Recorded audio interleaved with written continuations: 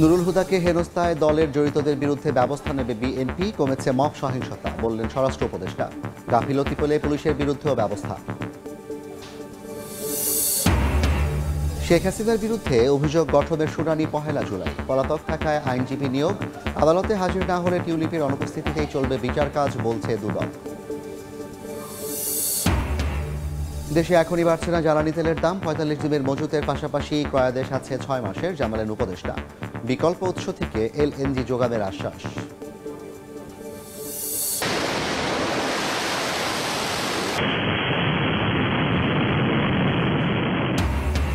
Iran Israel যুদ্ধবিরতির পরও কাটেনি শঙ্কার মেঘ। অস্ত্রবিরতি লঙ্ঘনের অভিযোগ তেল আবিবের, অস্বীকার তেহরানের। দুপক্ষের আচরণে ট্রাম্পের অসন্তোষ।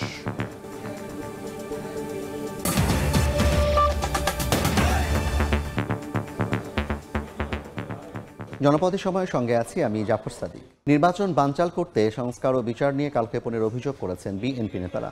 এ সময় সাবেক সিইসিকে হেনস্থায় জড়িতদের বিরুদ্ধে সাংগঠনিক ব্যবস্থা নেওয়ার ঘোষণা দিয়েছেন তারা। পাশাপাশি মব ভায়োলেন্সের বিচার করতে প্রধান উপদেষ্টার প্রতি আহ্বান বিএনপি নেতাদের। মঙ্গলবার দুপুরে ব্রাহ্মণবাড়িয়া জেলার নেতাকর্মীদের নিয়ে বিএনপির প্রতিষ্ঠাতা জিয়াউর রহমানের সমাধিতে শ্রদ্ধা নিবেদন করেন দলের সিনিয়র যুগ্ম মহাসচিব Ruhul Kabir Rizvi.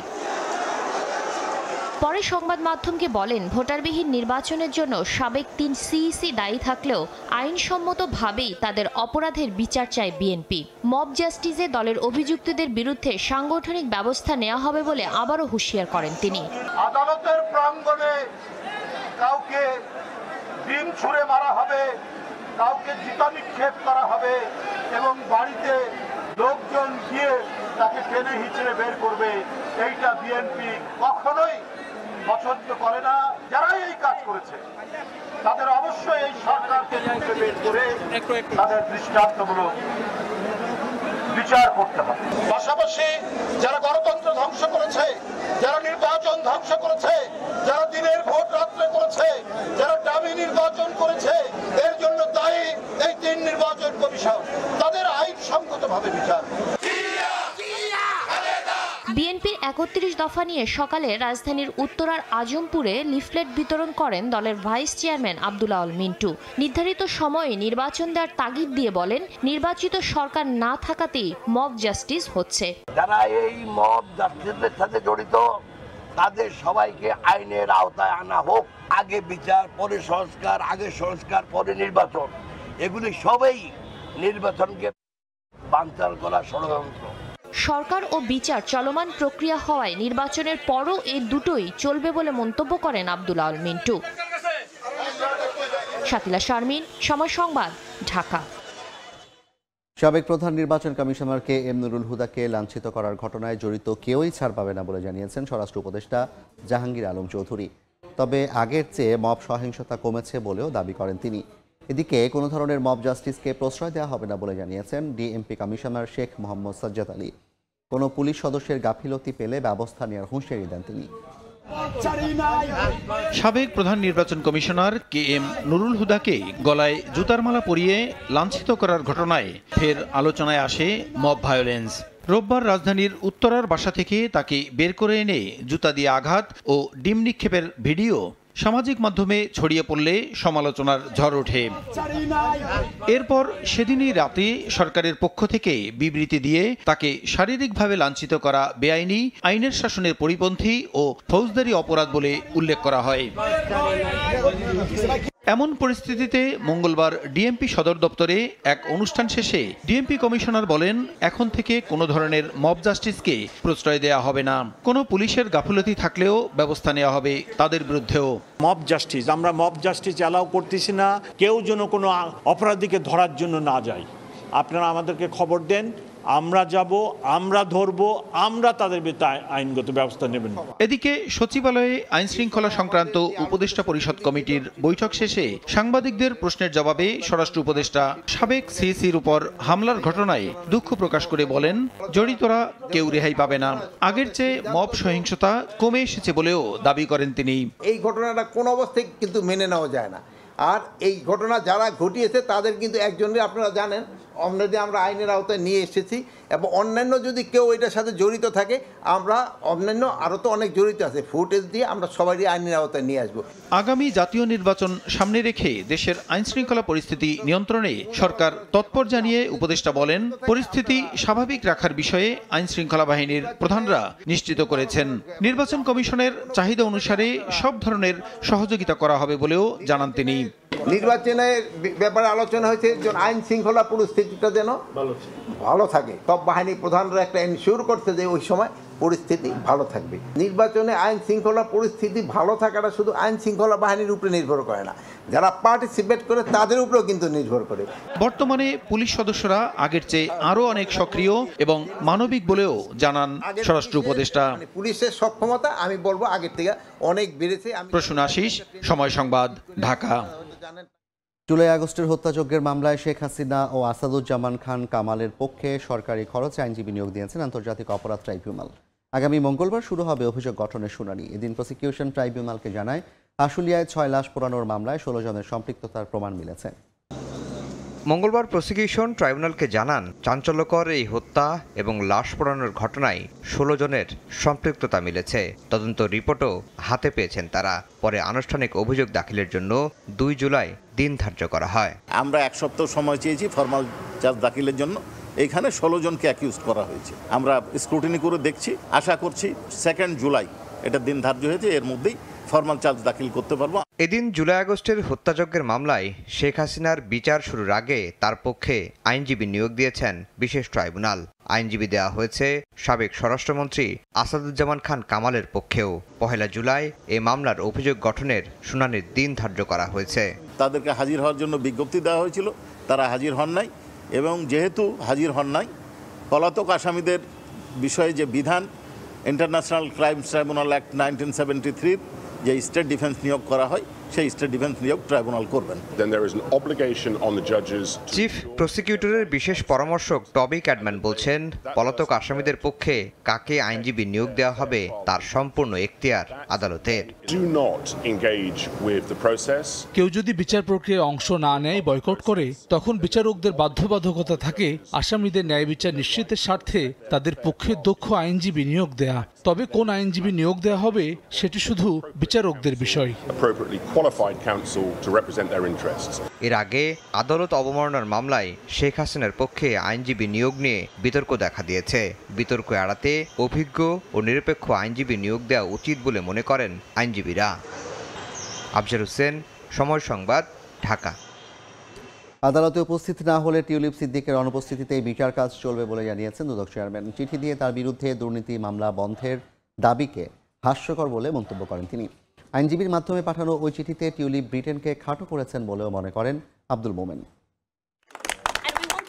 British MP tulip সিদ্দিকের বিরুদ্ধে দুর্নীতির অভিযোগে একের পর এক তলব সহ দুদক যখন নানা আইনি পদক্ষেপ নিচ্ছে, তখন দুদকের কাজে সহযোগিতা না করে পাল্টা আইনজীবীর মাধ্যমে তদন্ত বন্ধের দাবি জানিয়ে চিঠি পাঠিয়েছেন টিউলিপ। চিঠিতে দাবি করেন, তার বিরুদ্ধে মিথ্যা দুর্নীতির অভিযোগ তুলে ব্রিটেনের রাজনীতিতে তাকে বিতর্কিত করার চেষ্টা করছে বাংলাদেশের দুর্নীতি দমন কমিশন। এ বিষয়ে মঙ্গলবার সাংবাদিকদের প্রশ্নের মুখোমুখি হন দুদক চেয়ারম্যান আব্দুল মোমিন। একজন এমপির বিরুদ্ধে দুর্নীতির মামলা হলে ব্রিটেনের রাজনীতি ভেঙে পড়বে এমন দাবি হাস্যকর বলে মন্তব্য করেন তিনি। যদি আমি তাকে ব্রিটেনের নাগরিকও ধরে নেই, ব্রিটেনের নাগরিকের বিরুদ্ধে একটা মামলা হলো আর তাতেই ব্রিটেনের সরকার, ব্রিটেনের রাজনীতি সব ধসে পড়বে, এটা কি হতে পারে? যখন এসব শব্দ চয়ন করেন আইনজীবীরা, তারাও সঠিক শব্দ চয়ন করবেন। তারা কিন্তু এভাবে তাদের নিজেদের দেশকে ছোট করছেন। যদি 7 দিনের মধ্যে বা 10 দিনের মধ্যে আমার জবাব না দেন, তাহলে আমি ধরে নেব যে আমি মামলা থেকে অব্যাহতি পেয়েছি। এটা কি হতে পারে কখনো? এটা অবশ্যই হাস্যকর। সংস্থাটির চেয়ারম্যান বলেন, বাংলাদেশি নাগরিক হিসেবেই দুর্নীতির তথ্য প্রমাণ পেয়ে আইনি পদক্ষেপ নেওয়া হয়েছে টিউলিপের বিরুদ্ধে। দেশের আদালতে এসেই আইনি মোকাবেলা করতে হবে তাকে। যদি না আসে তাহলে তো আপনার ইনএবসেন্সিয়াল ট্রায়াল হয় না। আমাদের সব মামলাই কি আমরা আসামিদের সামনে পাই? আমাদের যত ক্রিমিনাল মামলা, সিভিল মামলা, অনেক মামলাতে অনেক আসামি ইনএবসেন্সিয়াল ট্রায়াল হয়। সেটার পদ্ধতি রয়ে গেছে, সেভাবে বিচার হবে। টিউলিপ সিদ্দিক সহ দুদকের মামলায় বিদেশে পলাতক আসামিদের ফিরিয়ে আনতে ইন্টারপোল সহ সব সংস্থার সহযোগিতা চাওয়া হবে বলেও জানান চেয়ারম্যান। তাসলিম তৌহিদ, সময় সংবাদ, ঢাকা। দেশে আপাতত বাড়ছে না জ্বালানি তেলের দাম। বিকেলে বিদ্যুৎ ভবনে সাংবাদিকদের প্রশ্নের জবাবে জ্বালানি উপদেষ্টা জানান, ৪৫ দিনের জ্বালানি তেল মজুতের পাশাপাশি ক্রয়াদেশ আছে আরও ৬ মাসের। এছাড়া মালয়েশিয়া, সিঙ্গাপুর সহ বিকল্প উৎস থেকে এলএনজি যোগানের আশ্বাসও দিয়েছেন সরবরাহকারীরা। ইরান ইসরায়েল যুদ্ধবিরতি আপাতত স্বস্তি ফেরালেও গত কয়েকদিনের সংঘাত, উত্তেজনা, অস্থিরতা বাড়ায় জ্বালানির বৈশ্বিক বাজারে, যার প্রভাবে এলএনজি আর জ্বালানি তেলের দাম ও আমদানি নিয়ে বাংলাদেশেও দেখা দেয় নানা শঙ্কা। মঙ্গলবার বিদ্যুৎ ভবনে এক চুক্তিসই অনুষ্ঠান শেষে বিষয়টি নিয়ে সাংবাদিকদের মুখোমুখি হন জ্বালানি উপদেষ্টা। জানান, আপাতত দেশে বাড়ছে না জ্বালানি তেলের দাম। ৪৫ দিনের মজুত থাকার পাশাপাশি ক্রয়াদেশ আছে আরও ৬ মাসের। নিশ্চয়তা আছে চাহিদা মাফিক এলএনজি সরবরাহেরও। এখন আমরা তেলের দাম বাড়ানোর কথা চিন্তা করতে পারি। বিপিসির যে প্রফিট সেটা থেকে কিছুটা করবো আর কি। আমরা সাবসিডিও বাড়াবো না এবং তেলের দামও ইনশাআল্লাহ বাড়াবো না। লাফার্জ হোলসিম বাংলাদেশ ও জালালাবাদ গ্যাসের মধ্যে গ্যাস বিক্রয় চুক্তিসই অনুষ্ঠানে উপস্থিত ছিলেন ঢাকায় নিযুক্ত সুইজারল্যান্ড, স্পেন ও ইউরোপীয় ইউনিয়নের রাষ্ট্রদূত। অনুষ্ঠানে নবায়নযোগ্য জ্বালানি খাতে অর্থায়ন সহ বিভিন্ন ক্ষেত্রে বাংলাদেশে বিনিয়োগের আগ্রহের কথা জানান তারা। The European Union, working with our member states, put on the table an amount of 1.3 billion euros of funding to help Bangladesh roll out its increased ambition when it comes to renewables.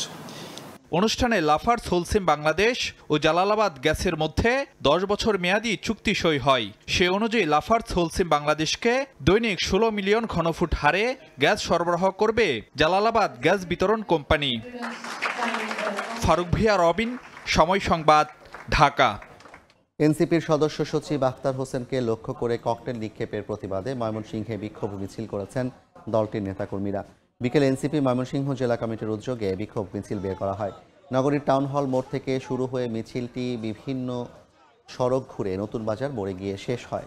পরে বক্তারা অভিযোগ করেন, 5ই আগস্টে পরাজিত শক্তিগুলো গুপ্ত হামলার মাধ্যমে সাধারণ মানুষের মধ্যে আতঙ্ক সৃষ্টি করছে। তারা এনসিপিকে লক্ষ্য করে পরিকল্পিতভাবে হামলা চালাচ্ছে। হামলার ঘটনায় সুষ্ঠু তদন্ত এবং জড়িতদের দ্রুত গ্রেফতার করা না হলে বৃহত্তর আন্দোলন গড়ে তোলার হুঁশিয়ারি দেন বক্তারা। 1 জুলাই থেকে 5 আগস্ট পর্যন্ত জুলাই স্মৃতি উদযাপনের সিদ্ধান্ত নিয়েছে অন্তর্বর্তী সরকার। মঙ্গলবার এক সরকারি ঘোষণায় এ কথা জানানো হয়। 1 জুলাই মসজিদ, মন্দির, প্যাগোডা ও গির্জা সহ অন্যান্য উপাসনালয়ে শহীদদের স্মরণে দোয়া প্রার্থনা হবে। একই সঙ্গে খুনিদের বিচারের দাবিতে গণস্বাক্ষর কর্মসূচির সূচনা সহ নানা কর্মসূচি পালন করা হবে। গত 19 জুন সংস্কৃতি বিষয়ক উপদেষ্টা মোস্তফা সরোয়ার ফারুকী জানান, গণঅভ্যুত্থানকে স্মরণ করতে 1 জুলাই থেকে কর্মসূচি শুরু হবে। বলেন, মূল কর্মসূচি শুরু হবে জুলাইয়ের 14 তারিখ থেকে, চলবে 5 আগস্ট পর্যন্ত। ডেঙ্গু আক্রান্ত হয়ে 24 ঘন্টায় হাসপাতালে ভর্তি হয়েছেন প্রায় 400 জন, যাদের বেশিরভাগই বরিশালের। দিনে দিনে ডেঙ্গু পরিস্থিতির অবনতি ঘটছে বরগুনায়। একদিনে সর্বোচ্চ আক্রান্ত হয়েছেন 93 জন। হাসপাতালে রোগী ও স্বজনরা স্বাস্থ্যবিধি না মানায় ঝুঁকি তৈরি করেছে করোনা সংক্রমণ। ব্যাপক হারে এডিস মশার বংশবিস্তারে বরগুনায় ভয়ঙ্কর রূপ নিয়েছে ডেঙ্গু। হটস্পট হিসেবে চিহ্নিত জেলাটিতে হু হু করে বেড়ে যাচ্ছে ডেঙ্গু রোগীর সংখ্যা। মঙ্গলবার সকাল পর্যন্ত 24 ঘন্টায় জ্বর নিয়ে সদর হাসপাতালে ভর্তি হন প্রায় 100 রোগী। পরীক্ষায় ডেঙ্গু ধরা পড়ে 93 জনের, যা বরগুনায় একদিনে সর্বোচ্চ শনাক্ত। নতুন আক্রান্তদের মধ্যে সদর উপজেলায় 80 জন, বেতাগীর 2 জন, আমতলির 1 জন, বামনার 6 জন ও পাথরঘাটার 4 জন।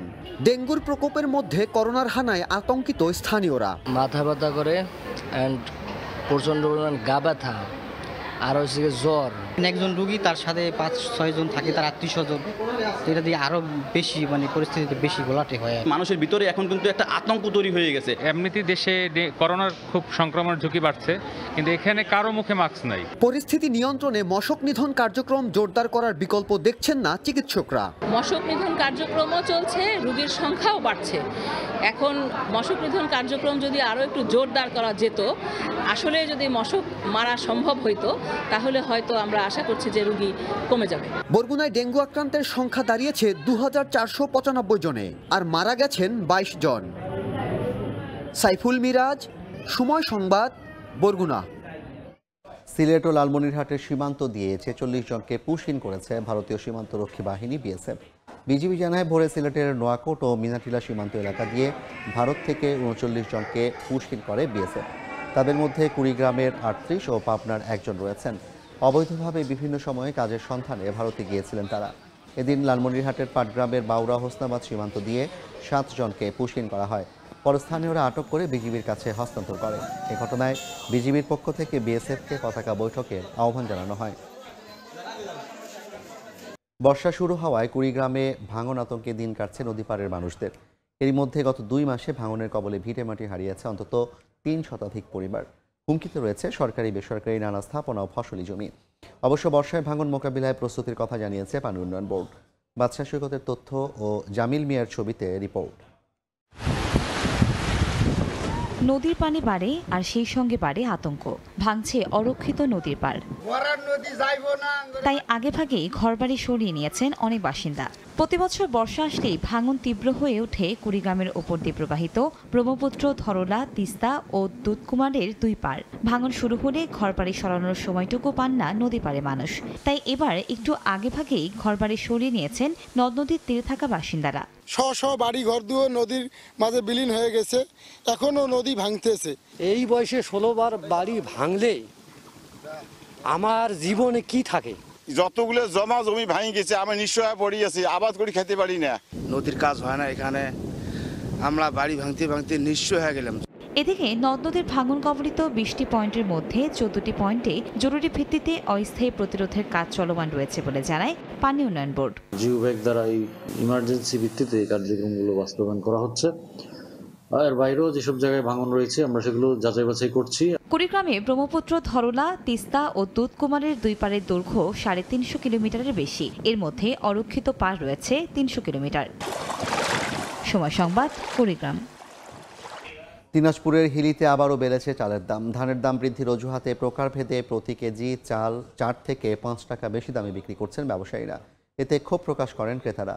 হিলি থেকে শফিকুল ইসলাম শফিকের পাঠানো তথ্য ছবি নিয়ে রিপোর্ট।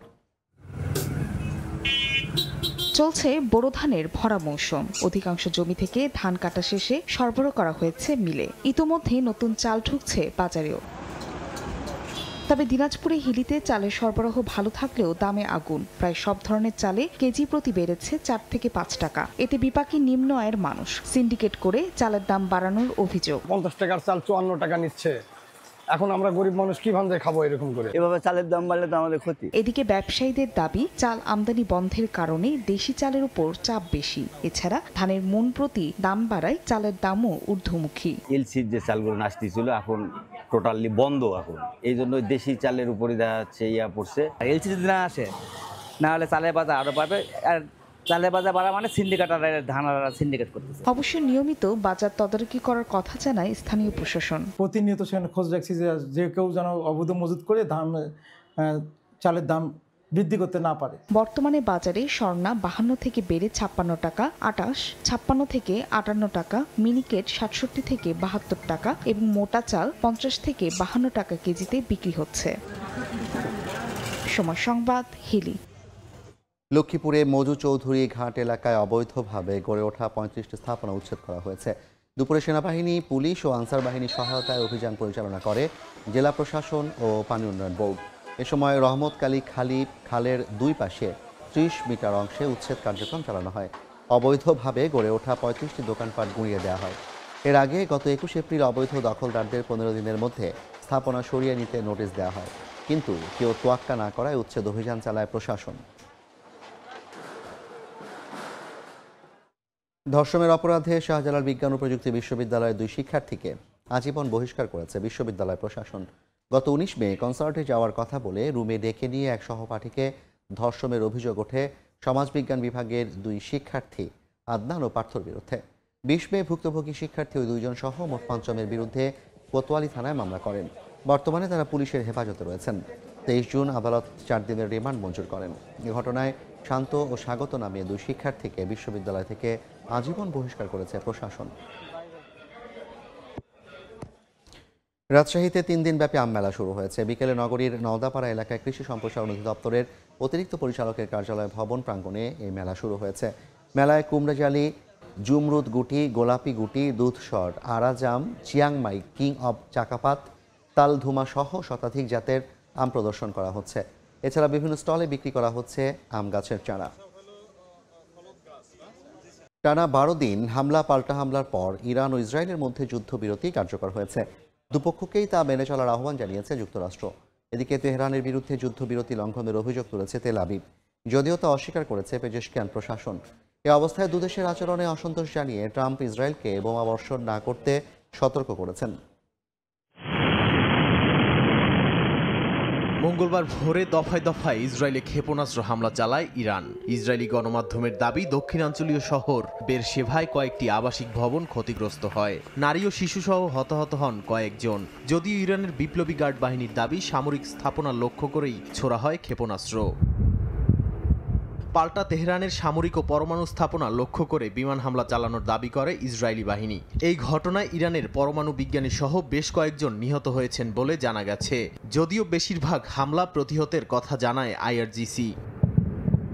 পাল্টাপাল্টি হামলার পরই যুদ্ধবিরতিতে রাজি হয় দেশ দুটি। ইরানের রাষ্ট্রীয় টেলিভিশনে এক বিবৃতিতে নিশ্চিত করা হয়, অল্প সময় পরই বিবৃতি দেয় ইসরায়েল সরকার। এতে বলা হয়, মার্কিন প্রেসিডেন্ট ডোনাল্ড ট্রাম্পের যুদ্ধবিরতি প্রস্তাবে রাজি হয়েছে দেশটি, তবে লঙ্ঘন হলে কঠোর জবাবের হুঁশিয়ারি দেওয়া হয়েছে। কিন্তু ইরান ও ইসরায়েলের মধ্যে যুদ্ধবিরতি হলেও কাটেনি শঙ্কার মেঘ। দুই দেশই যুদ্ধবিরতি লঙ্ঘন করেছে বলে জানান মার্কিন প্রেসিডেন্ট ডোনাল্ড ট্রাম্প। ইসরায়েল ও ইরান দুই দেশের ওপরই অসন্তোষ প্রকাশ করেন তিনি। এমনকি ইসরায়েলকে বোমাবর্ষণ না করতে সতর্ক করেন তিনি।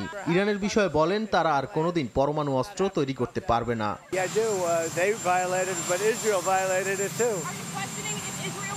Israel, as soon as we made the deal, they came out and they dropped a load of bombs, the likes of which I've never seen before.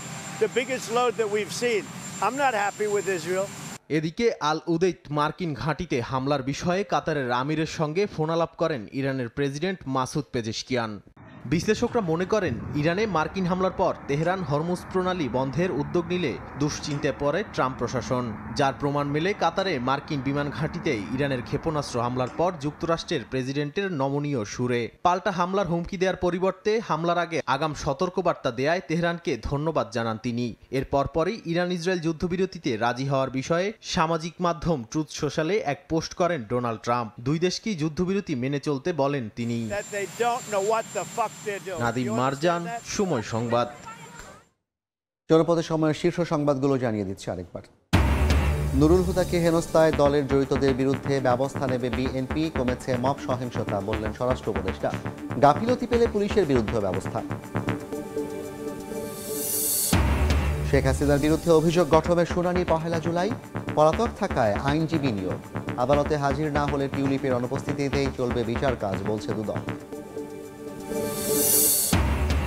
এবং দেশে এখনই বাড়ছে না জ্বালানি তেলের দাম। 45 দিনের মজুদের পাশাপাশি ক্রয়াদেশ আছে 6 মাসের, জানালেন উপদেষ্টা। বিকল্প উৎস থেকে এলএনজি যোগানের আশ্বাস।